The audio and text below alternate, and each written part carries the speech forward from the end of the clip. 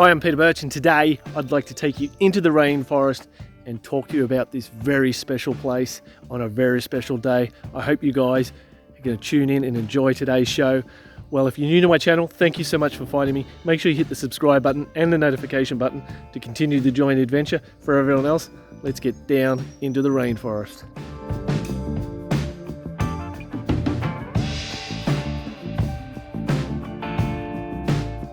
Alright, today we're going to be talking about this place that's really significant to me, and it's a very special place on a very special day. This road used to be a dirt road, a very small dirt road. Basically you can only get one vehicle in and out, and it's in the rainforest, it's on the central coast, it's well known for a plethora of animals, and today we're going to have a look around and I'm going to talk a little bit about why this place is so special. But a dirt road was very special indeed for very special reasons, because once a year a grader would have to come through here, push the dirt, and all that dirt mounds would build up on the side of the road here, all along this side edge here, and it would actually provide nesting areas for a certain agamid. That's right, basically a rainforest dragon that lives in this area would come down out of the trees here. The females would then venture across the road to deposit their eggs here. The eggs would hatch, and then the babies would make their way over the other side of the road that's full of privet and all these small low-lying branches and trees and shrubs, and it would create a natural nursery. Now, the reason why this place is very special, I first came here in the early 90s, and basically I ended up working in here as part of a universal study, basically part of an academic study on rainforest dragons themselves. Now let's make our way into the bush and see how much this terrain really changes.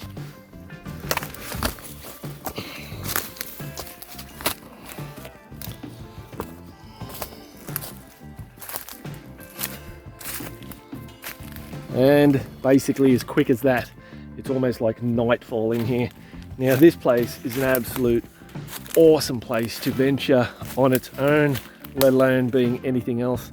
Now this place is a special place because here I was working with rainforest dragons back in the early 90s with some academics, and that's how basically I got to hone the whole way of thinking of how I thought about keeping animals and working with animals. So it all sort of changed when I got the ability to work as part of this project. Now I ended up being what they call a TO, so a technical officer. I don't know what the technical part was, apart from being able to scamper up these trees, those trees right there, nice, long and thin, to be able to catch the lizards that are up in the trees. So basically in the old days, we were using an old technique. We were using cotton spooling. So basically what that meant is we would have to attach a small cotton spool to the base of the tail of the lizard. That cotton spool was enclosed in heat shrink wrap so it wouldn't get caught on anything and tear away. And basically we would tape that to the base of the lizard's tail, and the lizard would be let free. And then we'd come back and we'd have to follow that cotton trail, whether it be horizontal or vertical, and horizontal across the trees. Now these guys are pretty awesome, these rainforest dragons. They do like the thinner trees like this. So basically the lizard could be sitting on here, and every time you go around the tree you wouldn't be able to see it. But if there was two people tracking the animal, you could triangulate, and at one point the lizard would feel exposed and have to show himself or herself and enable someone to find them. So the hardest thing we found initially was finding, not tripping over basically in the rainforest here, but finding the first animals, attaching the cotton spools, and then tracking those guys and seeing where they were up to.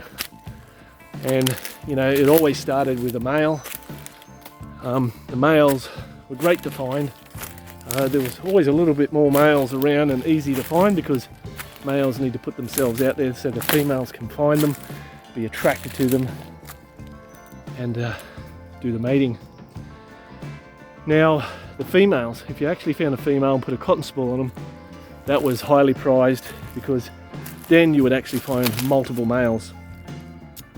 So within this very small area, very rugged small area, it actually came up with quite a substantial number of animals in this area. Now what I'm looking for You've got to remember, this is like 20 odd years ago that I was here last, and what I'm looking for, hopefully I can find. I mean, I have been here a few times over the years and I've managed to find what I was looking for. Are some of the remnants from our study area. So basically, like I said before, we use cotton spooling to be able to track the animals' exact movements, whether they be horizontal or vertical. Now, to bring that all into perspective in this area, we would have to create a grid on the area. So basically, I think it was every 3 meters, we had to put a stake in the ground, and that stake would create a grid area where we could track the animals' movements in and out of the areas, and you could map that. So that's pretty cool.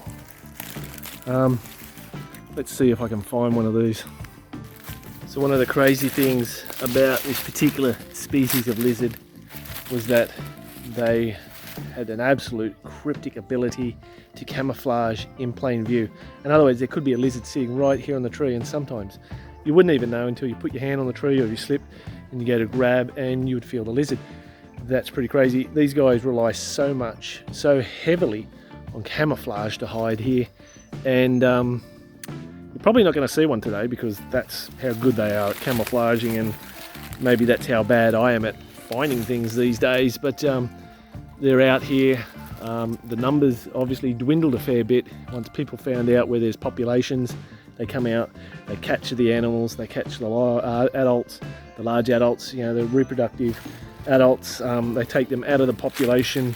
That significantly affects everything else. Removing 1 or 2 females from a population like in this area absolutely devastates the whole sort of complex, and sometimes they never bounce back, and that might be the reason why it's becoming more and more difficult to find them in this particular area.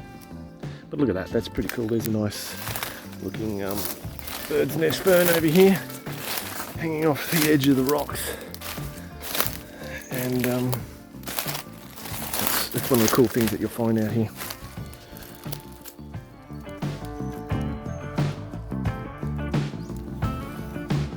That's pretty rad.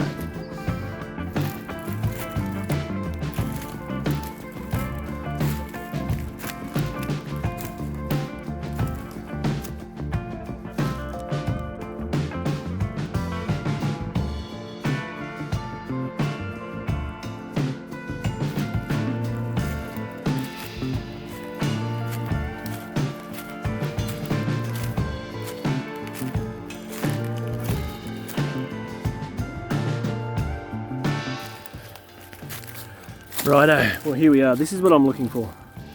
This is what's left of basically a lot of the research area. So basically we put timber pegs into the ground just like this, and 3 meters that way you would have another peg, 3 meters that way you would have another peg, 3 meters behind me and 3 meters over there, and that's how you would create your grid, so you had to track where these animals are traveling, not only horizontally across the ground, but obviously when they get up amongst the trees. Now, one of the cool things I learned about this particular species is they're very arboreal, very clumsy on the ground, but they still move on the ground. But they particularly spend a lot of time up there jumping from tree to tree and moving around. That was pretty amazing, and that changes the way you think of keeping animals in captivity when you learn a bit more about what these animals are doing outside. Now, the reason why it's a special day, obviously today we've ticked over 27,000 subscribers, and without a doubt I absolutely thank you guys so much for having faith and patience in supporting me. I really appreciate that. During this time of COVID with the lockdown and the restrictions, can absolutely drive everyone stir crazy, and I'm no exception.